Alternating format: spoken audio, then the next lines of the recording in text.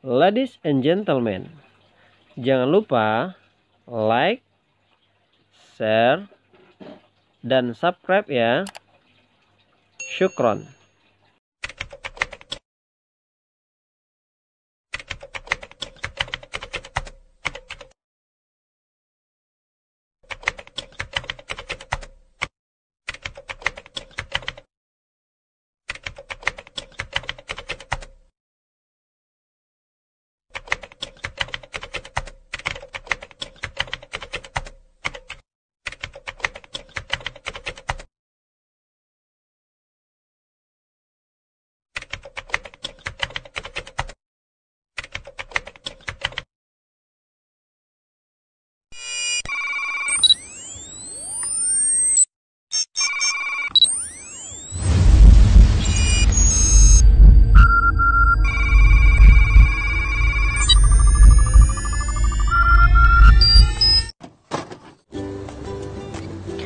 Assalamualaikum warahmatullahi wabarakatuh.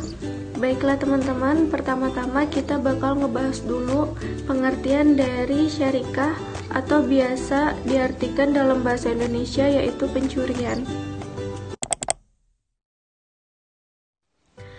Menurut bahasa, pencurian berarti mengambil sesuatu yang bersifat harta atau lainnya secara sembunyi-sembunyi dengan suatu taktik.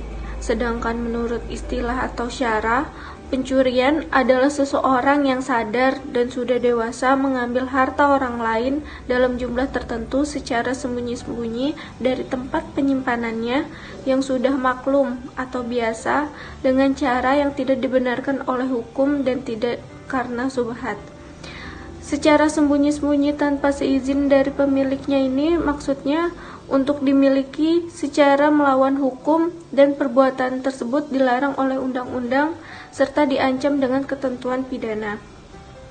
Menurut Ali bin Muhammad Al-Jurjani, syarikah dalam syariat Islam yang pelakunya harus diberi hukuman potongan tangan adalah mengambil sejumlah harta senilai 10 dirham yang masih berlaku, disimpan di tempat penyimpanannya atau dijaga dan dilakukan oleh seorang mukallaf secara sembunyi-sembunyi, serta tidak terdapat unsur subhat, sehingga kalau barang itu kurang dari 10 dirham yang masih berlaku, maka tidak dapat dikategorikan sebagai pencurian yang pelakunya diancam hukuman potongan tangan.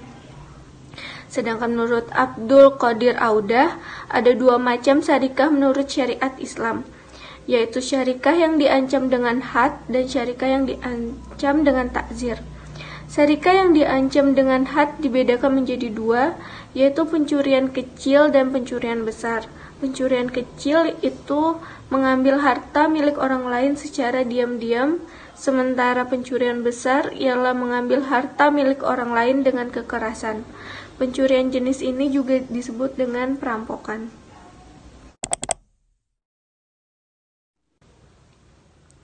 Di dalam hadis Nabi Muhammad SAW diriwayatkan dari Sayyidina Aisyah radhiyallahu anha yang berkata bahwa Rasulullah memotong tangan seseorang yang mencuri harta yang senilai 1/4 dinar atau 3 dirham.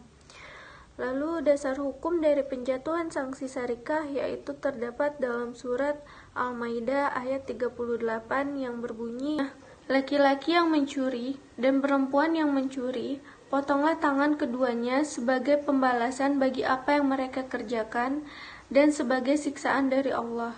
Dan Allah Maha Perkasa lagi Maha Bijaksana.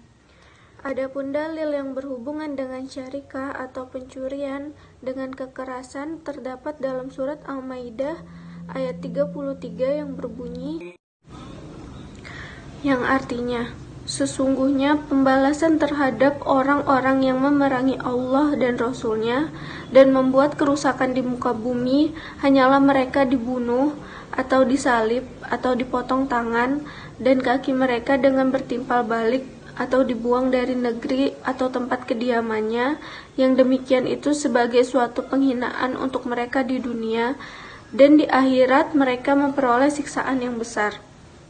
Berhubungan dengan nisab, nisab adalah batas minimal nilai suatu harta.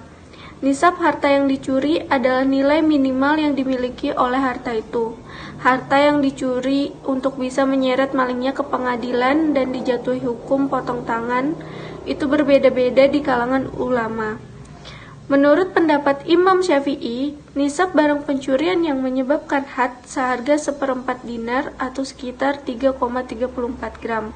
Sedangkan menurut Maliki dan Imam Hambali, 3 dirham sekitar 3,34 atau 3,36 gram. Dan menurut Imam Hanafi yaitu 10 dirham.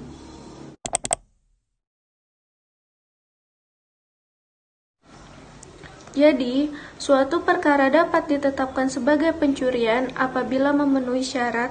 Yang pertama, orang yang mencuri adalah mukallaf, yaitu sudah balik dan berakal. Yang kedua, pencurian itu dilakukan dengan cara sembunyi-sembunyi. Yang ketiga, orang yang mencuri sama sekali tidak mempunyai andil memiliki terhadap barang yang dicuri. Yang keempat, barang yang dicuri adalah benar-benar milik orang lain. Yang kelima, barang yang dicuri mencapai jumlah nisab. Yang terakhir, barang yang dicuri berada di tempat penyimpanan atau di tempat yang layak. Adapun rukun-rukun pencurian yaitu ada 3. Yang pertama syarik, yaitu pelaku pencurian. Yang kedua masruk, barang yang dicuri. Yang ketiga sarokah atau pencurian. Mencuri adalah dosa besar dan orang yang mencuri wajib dihukum. Orang yang mencuri pertama kalinya maka dipotong tangan kanannya. Orang yang mencuri kedua kalinya dipotong kaki kirinya. Orang yang masih mencuri ketiga kalinya dipotong tangan kirinya. Mencuri keempat kalinya dipotong kaki kanannya. Kalau masih mencuri maka ia dipenjara sampai tobat. Jika pemilik barang yang dicuri memberi maaf kepada pencuri, maka had menjadi gugur karena had masih milik pemilik barang. Dengan catatan, pemberian maaf tersebut sebelum masalahnya dibawa ke pengadilan. Karena jika masalahnya sudah diputuskan di pengadilan, had tidak bisa gugur karena had milik Allah bukan milik pemilik barang yang dicuri.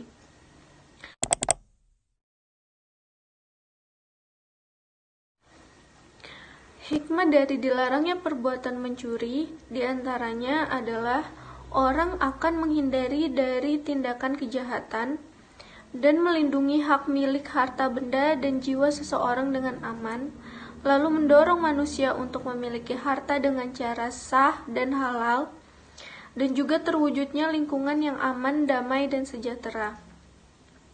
Tujuan diadanya pun hukum bagi pelaku syarikah.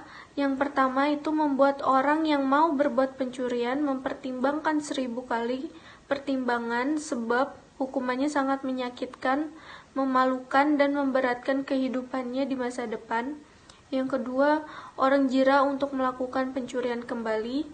Yang ketiga, terpeliharanya harta masyarakat dari gangguan orang lain. Yang keempat, terciptanya kehidupan kondusif, aman, tentram, dan bahagia. Yang terakhir, mengurangi atau bahkan menghapus beban siksaan di akhirat bagi pelaku pencurian. Sebab jika seseorang melakukan pencurian tidak dikenai hukuman had atau hukum Allah di dunia, maka nanti di akhirat siksaannya jauh akan lebih berat dibandingkan siksaan had yang dilakukan di dunia. Sekian dari video yang bisa aku sampaikan, semoga bermanfaat. Mohon maaf jika masih banyak kekurangan atau kesalahan, karena kesalahan datangnya hanya dari saya dan kesempurnaan hanya milik Allah. Wassalamualaikum warahmatullahi wabarakatuh.